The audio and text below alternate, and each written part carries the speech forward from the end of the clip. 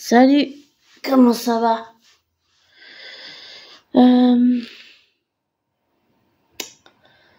Je vais faire un peu de bruit, je suis désolée.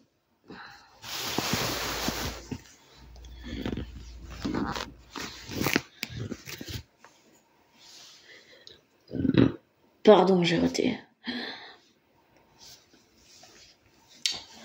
Alors, que dire? Je viens de voir un documentaire là sur Meghan et Harry. Enfin, Harry et William. De tout ce que j'ai entendu, c'est... Alors... Bon. Je sais pas par où commencer, mais... J'allais dire d'une certaine façon, même si on se connaît pas dans la vraie vie. J'ai grandi avec Harry et William. J'ai grandi en connaissant l'histoire de l'accident de Diana. J'ai grandi en connaissant la reine Elisabeth avec tout ce qu'il y a eu, le célèbre brassard où on voit euh, Harry avec ce truc nazi où on le voit nu. Enfin tout ça là, c'est depuis des années, d'une certaine façon, je dis que j'ai grandi avec eux parce que oui, on les connaît dans les médias, mais je veux dire, les apparences sont trompeuses, on sait pas ce qui se passe vraiment dans les coulisses, dans la vraie vie. Et puis apparemment, c'est comme s'ils vivaient un peu dans un autre monde. Ils connaissent pas la vraie vie que nous on connaît dans nos appartements, dans nos maisons. Mais j'ai vu tellement de documentaires, tellement d'histoires, tellement aussi beaucoup de scandales, évidemment. L'histoire avec Camilla, Charles.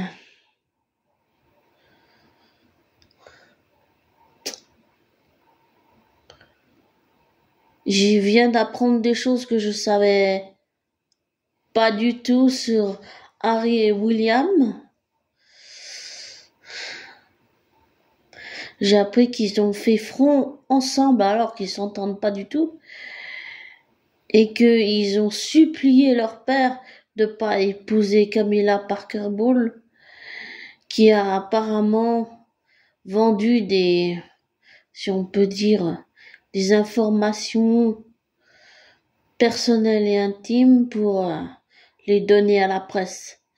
Mais j'allais dire intuitivement, même si je la reconnais pas dans la vraie vie, j'arrive pas à dire pourquoi, mais je sais pas Camilla Parker Bowles, bon, il y a un peu l'histoire avec, parce que c'est un peu la marade qui a, comme on dit, il la voyait comme la marade, je vais dire, la rivale de leur mère, celle qui a mis fin au mariage, quoi, voilà. Mais, comment je pourrais dire ça? Avec les années et le recul, je vois vraiment les choses différemment. Et le ressenti que j'en ai, c'est que j'ai aussi appris, avant de dire mon ressenti, j'ai appris que William est quelqu'un de très colérique, qui n'a aucune patience, mais qui arrive à passer dessus, à faire la part des choses pour donner une bonne image. Car la famille royale est comment on va dire, c'est une institution évidemment en Angleterre, et je peux pas m'empêcher, même si tout le monde sait que William et Tom Hiddleston se sont connus dans la même école apparemment. C'est ce que j'avais aussi appris, mais ça c'est il y a très longtemps. Des fois, même si je peux pas, même si ça a aucune importance, des fois je peux pas m'empêcher de penser à Tom Hiddleston et me demander, lui qui est aristocrate, ce que je savais pas du tout, même si on s'en fout du rang aristocratique ou royal, mais quand c'est quand même important de le dire, parce que c'est ce qui se passe actuellement. Mais des fois, je peux pas m'empêcher de penser à Tom et me demander qu'est-ce qu'il pense de tout ça, parce que Là, ça va vraiment, ça va loin, ça va très loin et c'est une telle violence. C'est, c'est, c'est vraiment violent. Ouais, c'est violent. C'est vraiment d'une violence inouïe dans les deux clans, si on peut dire ça comme ça. Côté Catherine et William et côté Meghan et Harry, c'est apparemment les Anglais et la couronne pensent que oui, Harry s'est fait manipuler par Meghan, mais ma mère adoptive, elle a tendance à penser comme les Anglais, évidemment. Et même si ça n'a rien à voir, je me demande toujours qu'est-ce que Tom en pense, parce que pour lui, ça doit lui faire mal au cœur, lui qui avait des contacts avec William, ça doit faire mal quand même, hein. Ça fait mal et pour moi, comment on va dire, c'est, j'allais dire des victimes, mais pour moi, il n'y a que des perdants dans tout ce drama queen, dans tout ce drame royal. Il y a, il y a que des perdants, et j'allais dire, il y a que de la souffrance, avec des rivalités déjà depuis l'enfance. Il y a que de la souffrance que je ressens, c'est du ressentiment, de la rage, de la haine, de la colère, du mépris, de deux côtés, aussi bien William que Harry. Et en plus, apparemment, Meghan et Catherine s'entendent pas, alors ça rajoute des tensions, de l'huile sur le feu. Et j'ai pas envie de rajouter, mais le ressenti que j'ai, c'est que je ressens chez tous les deux de la tension, il y a vraiment des choses, c'est comme si tous les traumatismes, tout ce qu'ils avaient enfoui en eux, en fait, tout ressort. Et ils ont peut-être construit l'image de deux frères, l'un qui est toujours l'un pour l'autre, mais en fait c'est une fausse image. Là, le vernis il est en train de craquer, on les voit dans la vraie vie tels qu'ils sont, c'est-à-dire des relations cassées, des relations abîmées, sur le plan psychologique, émotionnel, c'est horrible. C'est horrible c'est, affectivement, pour moi, c'est horrible. C'est horrible parce que rien ne remplace un lien familial. Et pardon, Harry dit que son frère n'a aucune patience. Et je le crois quand il dit ça. Bon, j'ai pas lu le livre, évidemment. Ma mère, ma mère adoptive était vraiment choquée quand l'affaire a éclaté d'une certaine façon. J'adore l'Angleterre, j'adore vraiment l'Angleterre.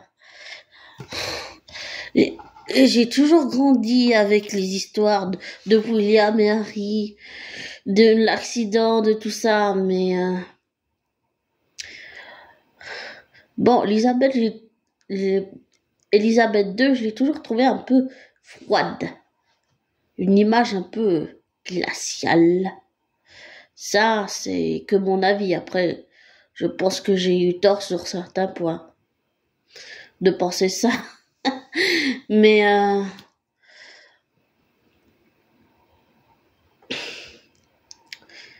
tout ça, c'est complètement dingue. Et le fait qu'ils soient allés au Canada, qu'ensuite ils ont quitté le Canada pour aller aux États-Unis, et ensuite des rumeurs de divorce entre Meghan et Harry. Harry qui a besoin, je pense, tout ce que je ressens comme ressenti, c'est que Harry, le traumatisme qu'il a mis sous le tapis, en fait là, ça a explosé. Et William comprend la position de son frère, mais peut-être que ou alors William la comprend pas et il faut qu'il la comprenne. Il faut que les deux frères se mettent à la place de l'un et l'autre pour pouvoir comprendre l'autre, comprendre la psychologie, le comportement, pourquoi il agit de telle manière. Et tout ce que je vois, c'est beaucoup de souffrance, beaucoup de colère, beaucoup de ressentiment, beaucoup de rage, de choses, beaucoup de non-dits, beaucoup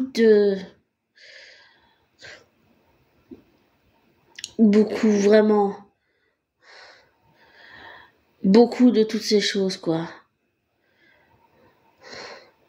Beaucoup disent que Meghan a manipulé Harry, mais pour ça, on va dire que j'ai un peu des doutes, je sais pas. Je sais pas. On lit, la vie nous dira si oui ou non. Je sais pas si Harry est sous l'emprise de Meghan, j'en sais rien. Mais,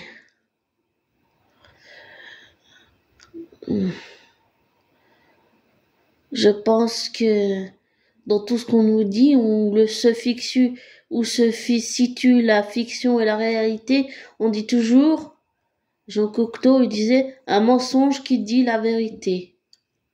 Ça veut dire que il y a un fond de mensonge, mais il y a toujours, dans le fond du mensonge, il y a toujours un fond de vérité. Voilà. Et c'est vrai que comme les plupart des Anglais, j'ai été choquée. Bien sûr, bien sûr. Mais tout ça, ça va vraiment, je trouve que ça va vraiment très loin.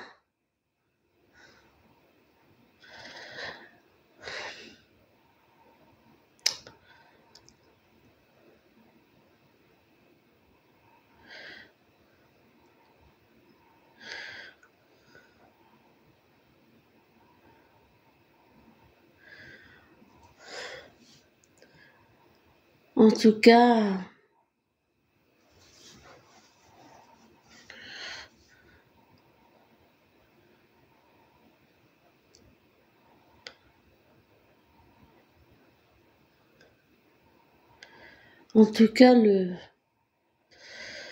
ce que je crois, les ressentis que j'ai, parce que je l'ai toujours pas dit, c'est qu'il y a, oui, comme j'ai dit pas mal dans l'audio, beaucoup de souffrance et tout, mais beaucoup de non-dits. D'après ce que j'ai compris, William et Harry, en fait, ils ont vu leur mère souffrir. Et je pense que le traumatisme là, il s'est fait à ce moment-là, jusqu'à l'accident et jusqu'à maintenant là, en ce moment en 2023. Et qu'en fait, ça a explosé, la soupape a explosé et que ça va continuer pendant des années. Je pense que c'est pas fini. On va encore avoir, j'allais dire peut-être des mauvaises surprises ou des bonnes ou j'en sais rien, mais ça va pas s'arrêter là c'est parti pour continuer. C'est le pressentiment que j'ai. Et j'imagine qu'en tant que grand-mère, Elisabeth II, ça a dû lui faire tellement mal de voir William et Harry en train de se disputer. Et on va dire qu'avant peut-être je comprenais pas Charles, mais j'ai une sœur, alors une sœur jumelle, même je suis une grande sœur adoptive. Alors oui, je comprends ce que c'est. Même si je le suis pas, je me mets quand même à la place de Charles parce que j'imagine que ça doit être déchirant pour lui de couper les vivres de son fils puisqu'il fait plus partie de la famille royale. Et apparemment, Harry a demandé de l'aide qu'il n'a pas obtenue. Mais je pense que il y a des incompréhensions partout et qu'il faudrait, comment on va dire ça? Il faudrait qu'ils suivent une thérapie, mais pas seulement de couple, une thérapie aussi avec les deux frères, pour que toutes les barrières et tous les non-dits puissent être brisés. Et William disait dans son livre que Oui, William. Harry dit dans son livre que William ne ressemble plus du tout à Diana, que ça c'est fini, finito.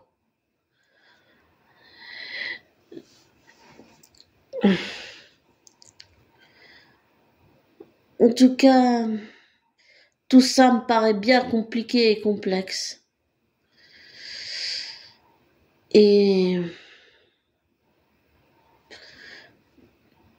je soutiens d'un côté Catherine et William, et puis d'un autre côté, je soutiens William et Catherine, et d'un autre côté, Meghan et Harry. Désolée, j'ai répété les noms deux fois, je suis juste un petit peu, peut-être encore sous le choc, mais du documentaire que je viens de voir. Là, il y en a un autre que je vais regarder, je sais pas, en replay, je sais pas quand.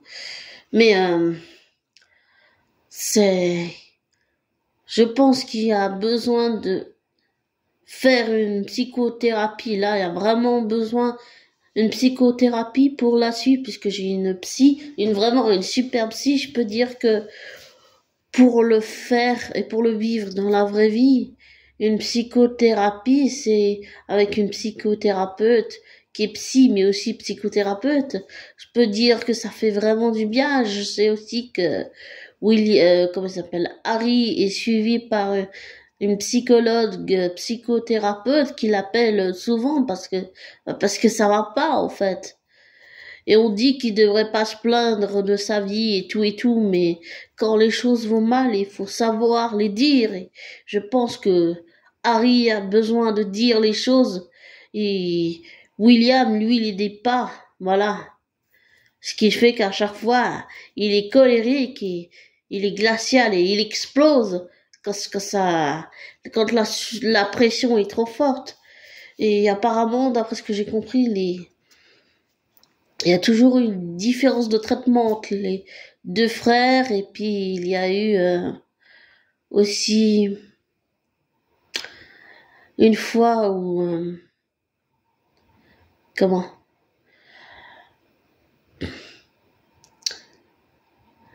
l'un des frères voulait pas parler à l'autre et William a giflé Harry, je sais pas, mais ça devait être tellement, c'est tellement violent.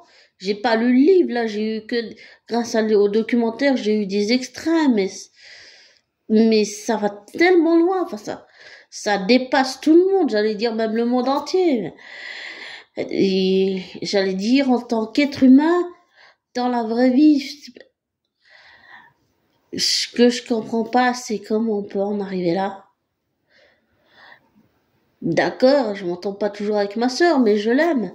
Et je suis sûre qu'Harry et William s'aiment, mais on dirait que les histoires d'argent, d'héritage et et comment, de toutes ces choses, c'est complètement dingue. C'est comme si ça prenait toute la place sur le reste. Et je suis sûre que Diana voudrait pas voir ses deux fils se disputer. Je suis sûre qu'elle serait déchirée en tant que mère de voir ses deux fils formant des clans différents avec leurs femmes. Et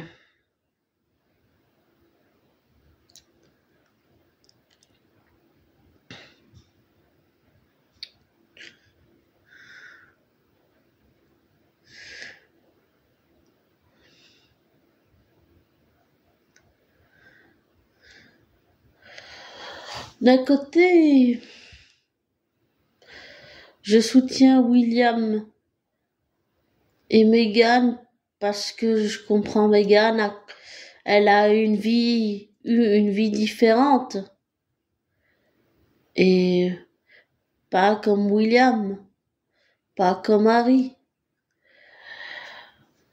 Par exemple, prendre quelqu'un dans les bras, toutes ces choses-là, c'est des choses qu'on ne fait pas dans la famille royale. Il faut surtout pas montrer ses émotions ni quoi. Et je pense que William, il souffre et Harry, il souffre. Et ils souffrent autant, même s'il y en a peut-être un qui souffre plus que l'autre, je pense que les deux souffrent. Oui. Je sens beaucoup de souffrance et pour moi, c'est les conséquences de toutes ces années à mettre sous le tapis et à pas montrer les émotions, je pense que ça a explosé et je compatis avec Charles, même s'il a fait ce qu'il a fait, il a ses raisons, mais je compatis aussi avec Catherine et William. Ça doit être tellement compliqué. Et en plus, William jalouse la liberté de Harry. Et Harry, je sais pas ce qu'il ressent en ce moment, mais c'est tellement compliqué. Ça montre que même dans une famille dite qui vit loin de notre monde, c'est-à-dire dans la vraie vie, nous on vit, j'allais dire le citoyen normal, il vit dans des appartements, des maisons, il vit pas dans un Buckingham Palace et avec garde du corps, protocole et tout ça. C'est différent. Mais ça doit faire mal. Ça montre que la souffrance est telle que là c'est trop. C'est beaucoup trop. Et que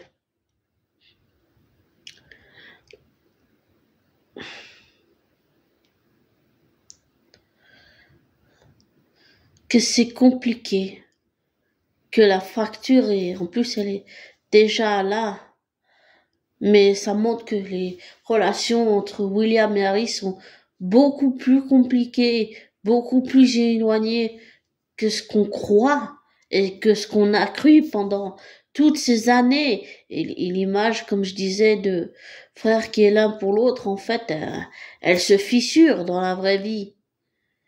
Elle se fissure complètement. En fait, elle est en train de se casser. Et on découvre ce qui se passe d'une certaine façon dans les coulisses, dans la vraie vie. Et on sent que ça va mal. C'est de la souffrance, là. Il y a vraiment beaucoup de souffrance. Pour Meghan, je suis toujours un petit peu réservée. Je sais pas si oui ou non, ou quoi, elle l'a manipulé, je sais pas. Mais que ça me paraît vraiment très compliqué et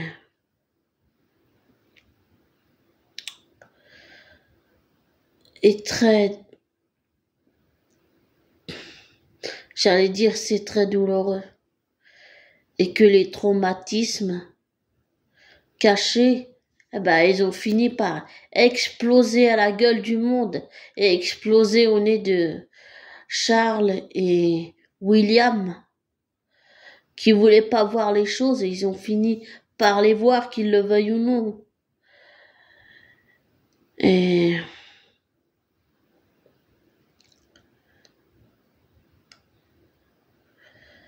ça fait mal quand même.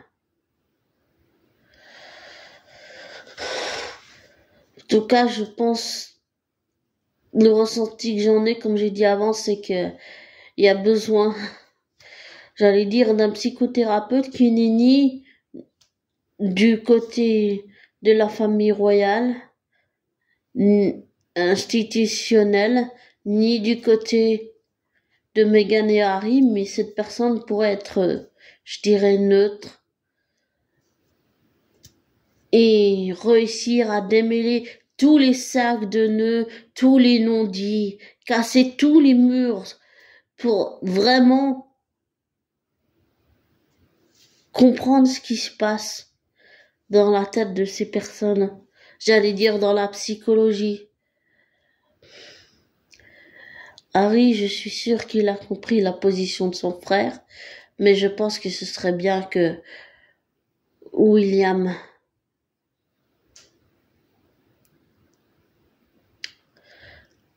comprennent Harry.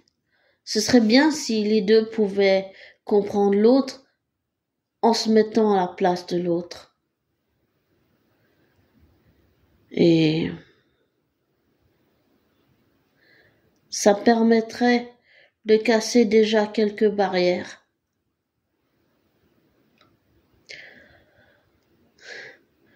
Et puisque William est colérique et a pas de patience avec son frère, et qu'il arrive à passer outre quand il y a de la colère, et à faire la part des choses, je pense vraiment que William devrait se remettre en question.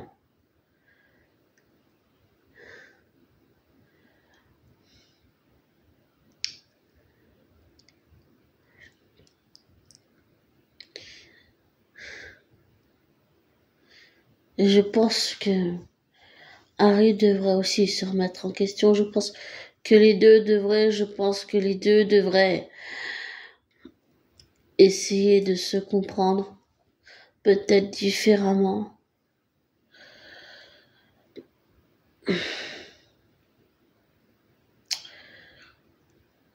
Tout ça me paraît vraiment compliqué.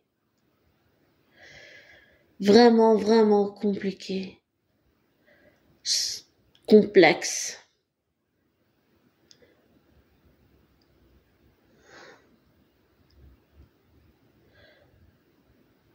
Et c'est vrai que je compatis avec Catherine et William, mais je compatis beaucoup avec Harry, contrairement aux Britanniques ou à ma mère adoptive. Parce que pour avoir perdu des êtres chers, je sais exactement la souffrance qu'on ressent. Et le fait de certains, c'est-à-dire qu'à certains décès on s'en remet, mais il y en a d'autres on s'en remet pas. Et je pense pas que, pour moi, Harry il est encore en plein deuil et les choses ont besoin de sortir. Et ça va encore continuer pendant longtemps. Et je sais pas quand Harry fera son deuil. Je sais pas si William a fait son deuil. Et je me demande si derrière toute la colère de William, il n'y a pas quelque chose de plus enfoui, une blessure beaucoup plus enfouie. Où tous les deux, quelque part, ils ont une souffrance différente, mais une souffrance de la mort de leur mère. Et j'aimerais poser cette question à William et Harry, c'est est-ce que dans le fond ils ont vraiment fait le deuil de leur mère? Est-ce qu'ils ont vraiment fait ça ou est-ce qu'ils l'ont juste mis de côté dans un coin de leur tête et puis ils l'ont enfoui? Tu sais, c'est comme un traumatisme, tu l'occultes en disant que ça n'existe pas. Et le cerveau, il le supprime tellement c'est violent, tellement c'est trop dur à gérer pour l'être humain. Et puis des années après, ça revient comme un flashback et tu te le prends dans la tronche avec une violence inouïe et tu revis le traumatisme jusqu'à que t'aies fait le deuil. C'est-à-dire que tu répètes la situation comme dans une prison de souvenirs. Je sais pas si ça et c'est-à-dire tu revis ça jusqu'à que t'aies fait le deuil de la personne. Et comme j'ai dit, la question que je poserais c'est Harry, William, est-ce que vous avez vraiment fait le deuil de votre mère ou est-ce que vous l'avez enfoui? Est-ce que l'un sous sa colère et l'autre sous sa souffrance, alors qu'en fait les deux, ils souffrent les deux? Est-ce que il n'y a pas une souffrance différente et apparemment ils n'ont pas eu la même éducation, comme ma sœur et moi, on n'a pas eu la même éducation, mais on s'aime quand même. Et apparemment l'argent c'est aussi un gros problème.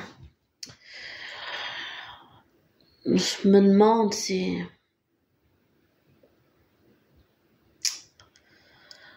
pour moi, ça me laisse penser qu'ils n'ont pas fait le deuil de leur mère, tous les deux.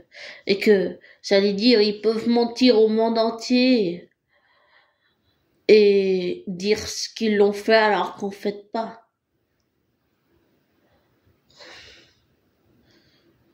Mais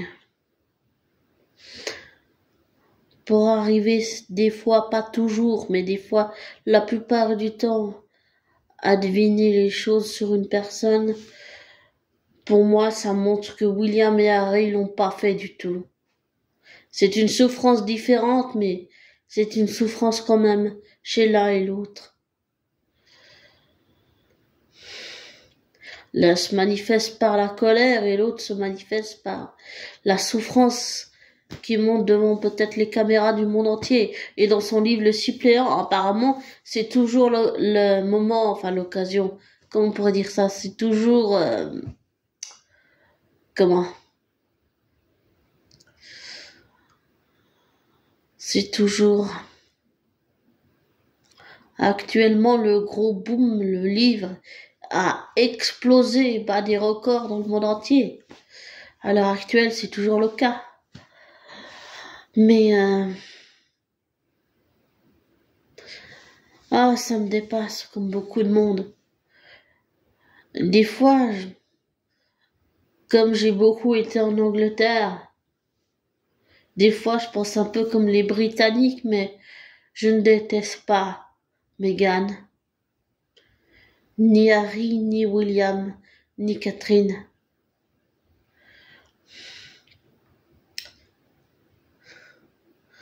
La seule question que je leur poserai, c'est est-ce que vous avez vraiment fait le deuil de votre mère? Ou alors ce ne sont que les souffrances du passé qui maintenant ressurgissent? Parce que c'est vraiment l'impression que ça donne. Alors remettez-vous en question et demandez-vous si vous avez fait le deuil de votre mère. Parce que j'en ai pas l'impression. Et ça génère, toutes ces histoires, ça génère. J'allais dire aussi les histoires d'argent, d'émotion, de tout ça. Tout ça génère tellement de souffrance. Et tout ce que je ressens, c'est que chez les deux, il y a de la souffrance. C'est une souffrance différente. L'un avec la colère et l'impatience et l'autre c'est la souffrance qui s'exprime. Comme je disais avant, William il a besoin de dire les choses et apparemment William lui il a besoin d'étouffer les choses jusqu'à ce que ça lui explose à la gueule, même dans la tronche. Et je vais peut-être offenser certains et je ne vais insulter personne, ni William ni Harry, mais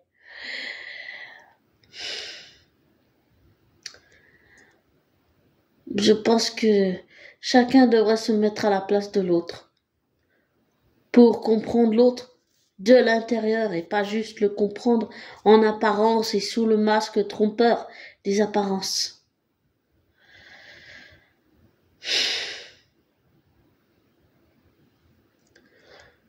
Ça me rend très triste et très mélancolique.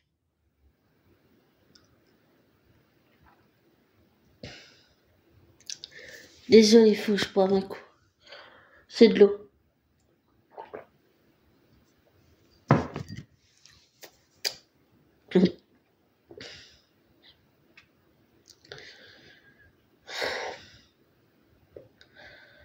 Je suis tellement choquée de tout ça.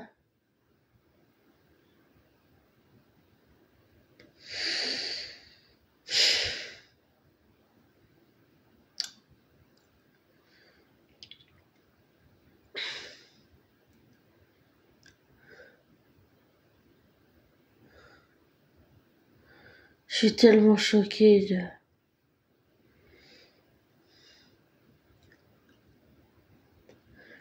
de ce qui se passe alors que ça devrait pas me faire cet effet-là. Mais c'est peut-être le fait d'avoir, d'une certaine façon, grandi en entendant toutes ces histoires et d'une certaine façon, même si c'est qu'à la télé, que je ne connais pas dans la vraie vie, d'avoir toujours entendu parler de la famille royale, d'avoir toujours baigné dans cette culture anglaise. Ma mère adoptive a travaillé longtemps à Londres. Et c'est sûrement ça, et puis aussi le fait d'avoir souvent voyagé à Londres. J'adore l'Angleterre. Mais tout ça,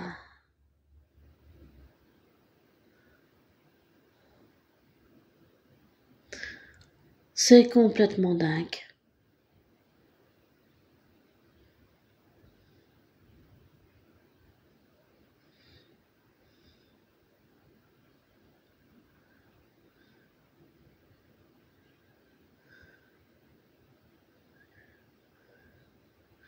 En tout cas, je pense que c'est bien plus compliqué et complexe qu'on ne le pense.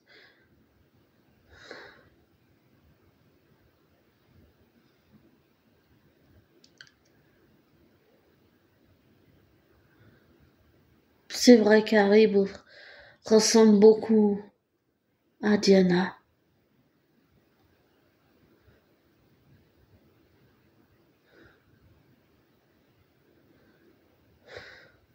La vie américaine n'est pas comme la vie de la famille royale d'Angleterre.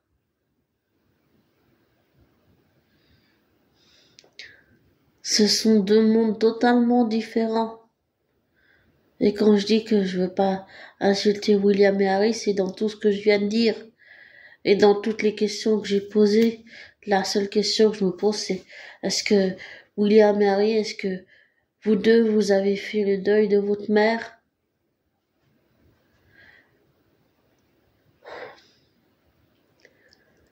Et que suivre une psychothérapie n'est pas la fin du monde, mais que ça pourrait justement aider à défaire tous ces sacs de nœuds pour mieux vous comprendre et chacun vous mettre à la place de l'autre pour comprendre l'autre, mais pas de l'extérieur, comprendre l'autre de l'intérieur.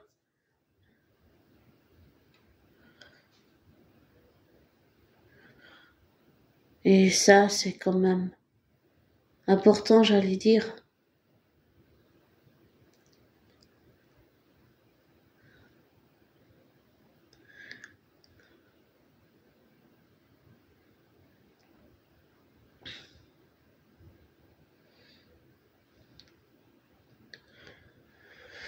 Enfin, c'est complètement dingue.